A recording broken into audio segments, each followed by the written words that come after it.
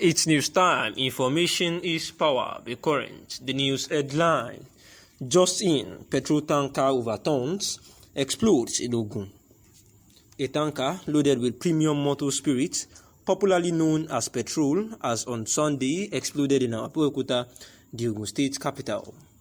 Our correspondent learned that the tanker overturned around 4:45 a.m. while making its way inbound rounder from Ojuirin, Lafenwa area of Abeokuta. The Public Relations Officer, Ogun State Traffic Compliance and Enforcement Corps, Babatunde Akimbiyi, had confirmed earlier that trace officials, police, Federal Road Safety Corps, and the firefighters were working assiduously to restore normalcy. Akimbiyi said transloading was in progress, warning the general public, particularly the monitoring public domiciled or moving around the axis, to remain calm and cooperative. He also warned the public to avoid scooping of fuel, use of handset and cooking gas so as not to spark off a fire. However, our correspondent reports that the falling tanker finally exploded in the course of the rescue operation. It could be immediately confirmed if there are casualties as of the time of filing this report. Meanwhile, motorists going inward rounder axis from Lafenwa has been urged to use Olomori and Okeota axis respectively as alternative routes.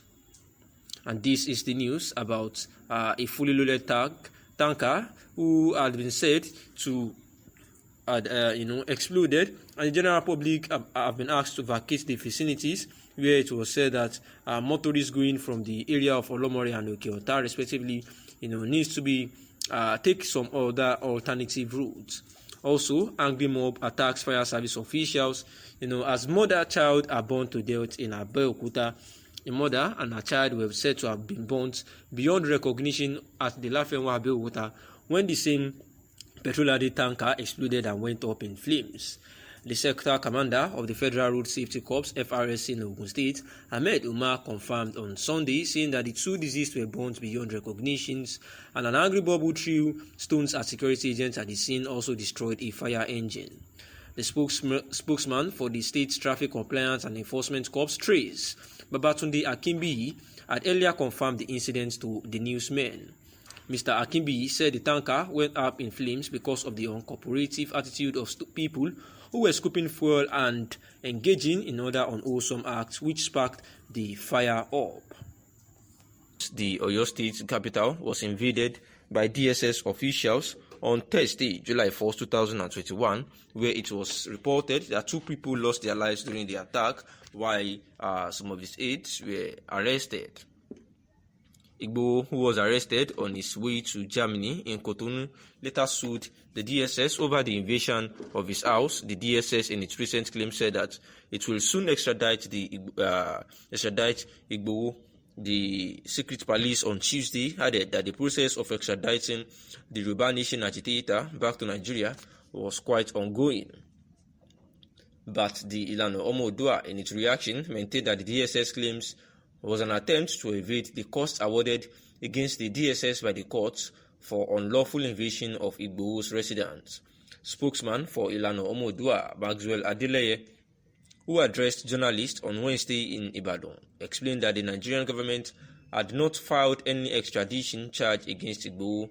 Adeleye, who spoke during the inauguration of Ilana Omo-Oduah Worldwide Elders Advisory Council, added that the federal government was plotting to evade damages and costs awarded against it by the courts of law. He said they do not want to pay the fine, and that is why they wanted to quash the judgment. Also, the appeal for stay of execution that was filed by DSS has not been granted by the court. The leader of the group, Professor Banji Akintoye, noted that the advisory council became important to liaise with traditional rulers and other stakeholders in order to achieve the self-determination struggle.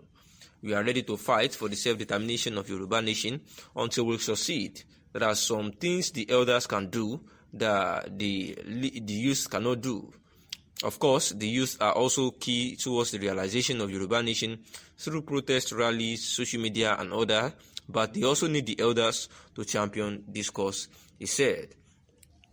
And all this is geared towards the release of Sunday Adeyemo Igboho, whom the federal government of Nigeria had actually influenced the Benin Republic to arrest, for agitating for a breakaway from the country Nigeria to have a Yoruba nation of their own. The Nigerian government also alleged that Nnamdi Kanu took advantage of the October 2020 EndSARS protest to incite people to cause violence in the country.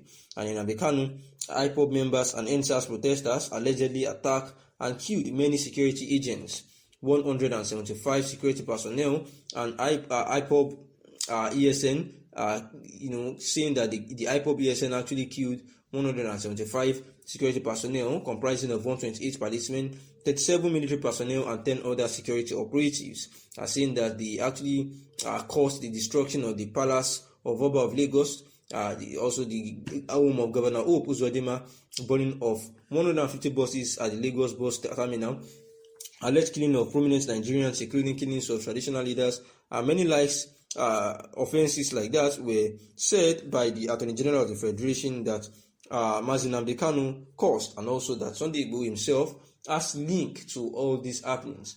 And these the lawyers of Mazi Nnamdi Kanu and also of Sunday Igboho had actually said Aliyu, that is Aliyu, and that of Sunday Igboho, Ifeanyi Ejiofor, they have both said quite synonymously that all these are tactics from the federal government of Nigeria to further nail their clients, and therefore the Ohanaeze Ndigbo and also some traditional rulers, just like the Ooni of Ife, has advised that the federal government would only be causing more chaos and more problems for the Nigerian, for Nigeria, until they come to a rational conclusion of a common dialogue. That is, there has to be dialogue to ensure that there is peace in the country. That through dialogue, that is the only way that peace can be restored to the regions of which these agitators have come from. That there is need for the federal government to have a roundtable discussion with these secessionist agitators and see ways of which they can bring about